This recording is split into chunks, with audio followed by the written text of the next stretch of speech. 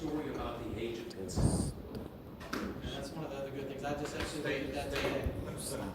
State to state, most, Ohio is 16. There are some states where it's still like 15, I think. Arizona is like 14. There's, I think the lowest now is 15. Some are still at 18. Now there is, like they say, what they call the Romeo and Juliet, or where it's within a certain time frame, like two minors. Like if it's 17 and 13, it's okay. But Is it that old? I thought it was like 18 and 15. well, if you're both 17 both and minors, 15, something if like you're that. both minors, there's like a little bit of a gap, like 4 years Yeah, or something. okay. So what is it if you're like in, like 20? 17 and 18. Can you be 18, like, or not 18, like 17? Yes, 16 is the age of consent, so now the only difference that would make is if it's like a person under a power position, like a teacher, a coach, something like that. So that's where it becomes a problem. But if you're over 16 and your boyfriend's, if your boyfriend's 28, as long as you're 16, it can't be rape.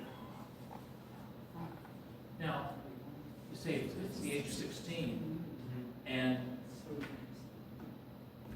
the boy or the girl consents, and then the parents say that's rape.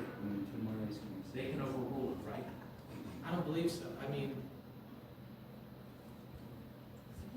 That has happened in the past where, But I don't know. now maybe not here in Ohio, but there's been in the past where the parents overruled the child's consent. They said the child wasn't old enough and mentally to be able to have consent to sex. So was it's that- still was that- rape. Was that over 16 though? Because I everything I can't was looking at remember. today said 16 was the age of consent, and then as long, it doesn't matter how old the person is, if they're 16. Like they can be 16? That's how statutory. It could be. Oh my God.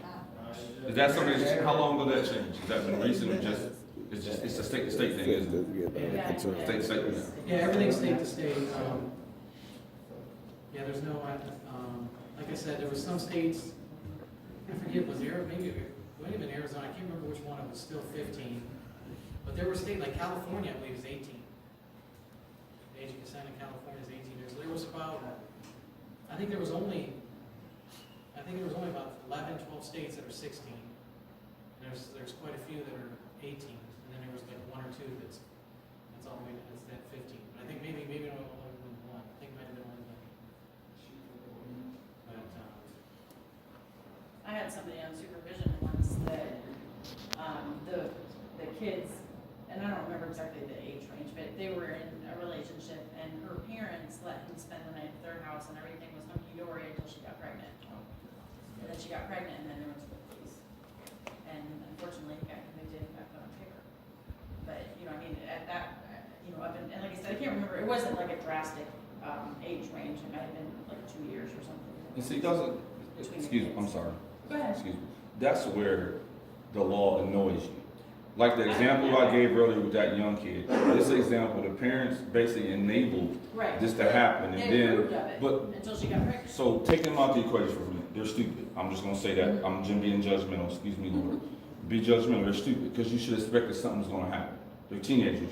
Everybody's hormones out of control when you're a teenager. You know what's gonna happen eventually. I'm Well, spending maybe my they were having girlfriend's house. sex. Oh, They just so- got pissed when she got pregnant. So, but my problem is the law. Teach them how to use condoms if Right? you let them. I agree. I'm just saying, we can be frustrated too, like it's. But my problem is with the law. It's not Right. because the judge had the jurisdiction to say, no, I'm not gonna let them charge you, but you didn't. That's my issue. So back to before, the people in control sometimes don't look at that other stuff. It's just whatever. So now this man got a sex offense charge when I was sleeping with my girlfriend for 2-3 years, months, a year or something, with the parents' consent until she got pregnant. See, that's what the problem is right there. And That's then the they have a issue. baby, Now you're right. and now, so that's my question too. I know there's like the register, the sex offender register, or whatever registration. There are different tiers, right, to explain that if there's like statutory or, right? There's two sets of registration. One is pre-Adam Walsh Act, and there were what, 3 categories of that: sexually oriented offender, which was then habitual sex offender, and then predator. All those were based on what they did is they did a psychological evaluation, and They set your registration at that time. So, obviously with habitual, you had to have, you know, more than one. You had to have, and then, predator, I forget what the criteria was, for a predator, but, those were, because what sexual oriented offender was, once a year for 10 years, habitual was 25 years, and then predator was every 90 days for life. Then after the Adam Washington came out, they did what they call a tier system. And tier 1, they moved it up from once a year to 15 years. And I think habitual was 6 months. I think it was 6 months for 30 years. And then tier 3 is every 90 days for life. Now, when they went to the tier system, that's all based on crime. So it could be your first offense. If you commit a certain crime, you're going to be a tier 3 offender, regardless of the victim or whatever.